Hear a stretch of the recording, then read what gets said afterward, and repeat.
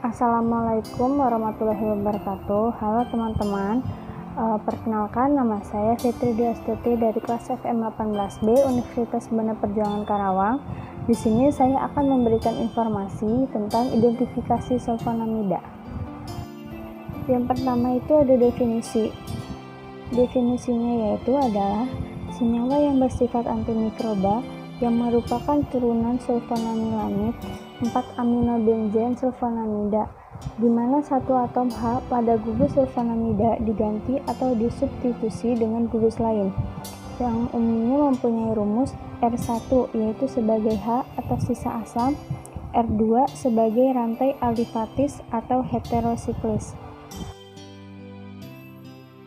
Nah, sulfonamida ini mempunyai sifat-sifat umum dan itu dibagi menjadi dua. Yang pertama itu ada bersifat amphoterol, yaitu di mana asam mineral atau HCl akan membentuk garam HCl yang larut dalam air.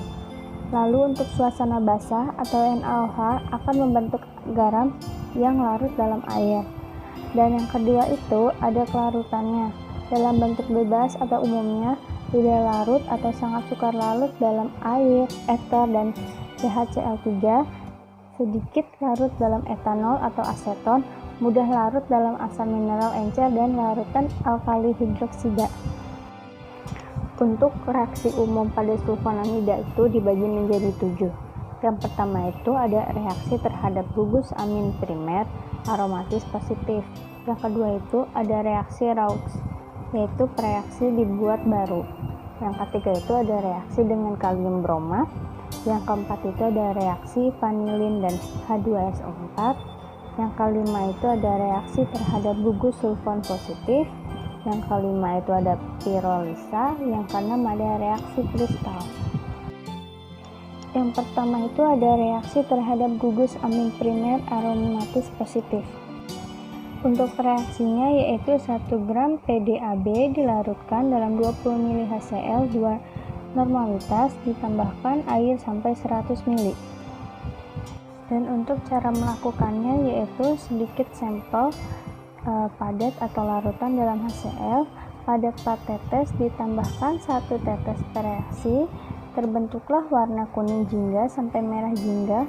Lalu dapat dilakukan pada objek gelas untuk melihat bentuk kristalnya.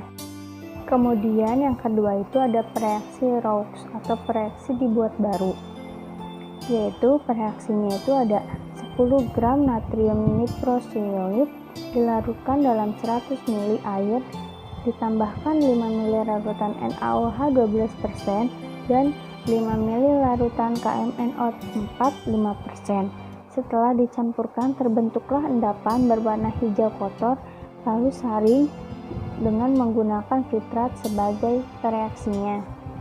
Lalu untuk cara melakukannya itu sedikit sampel pada plat tetes ditambahkan 1 atau 2 tetes reaksi berwarna, lalu lihat apa yang terjadi tergantung pada sulfonamida yang diperiksa. Lalu yang ketiga itu ada reaksi dengan kalium kromat, yaitu 10 mg zat dalam tabung kecil ditambahkan 1 ml asam sulfat 4 normalitas dan 1 tetes larutan kalium bromat jenuh, lalu terbentuklah warna kuning sampai coklat keunguan. Kemudian itu yang keempat ada reaksi vanilin dan H2SO4, yaitu reaksinya untuk sulfa-sulfa yang mempunyai gugus metilpiridin. Contohnya itu seperti sulfamerazin dan sulfamezatin. Untuk cara melakukannya yaitu ada zat pada cawan porselin ditambahkan 1-2 tetes H2SO4 dan sedikit kristal vanilin, lalu panaskan di atas api kecil hingga berwarna jingga sampai kemerahan.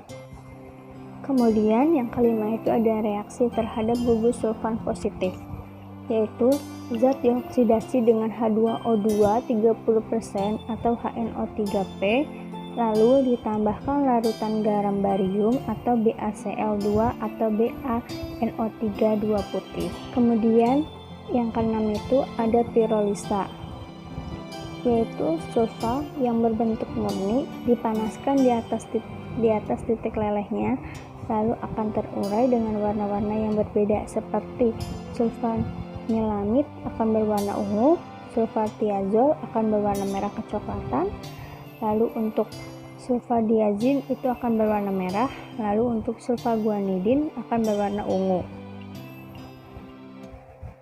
Lalu yang ketujuh itu ada reaksi kristal.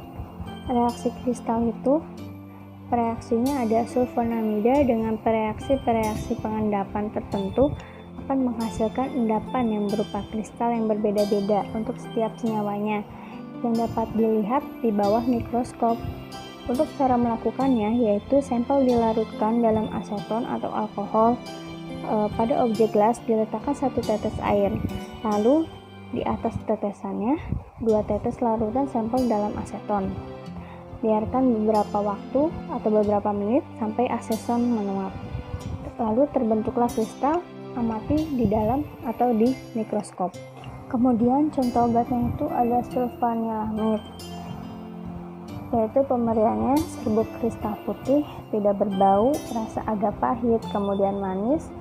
Jika terkena cahaya akan menjadi kekuningan, lama-lama menjadi gelap, larut dalam 200 bagian air, sangat mudah larut dalam air mendidih, larut dalam 30 bagian etanol, 4 bagian 4 aseton, tidak larut dalam eter dan CHCl3.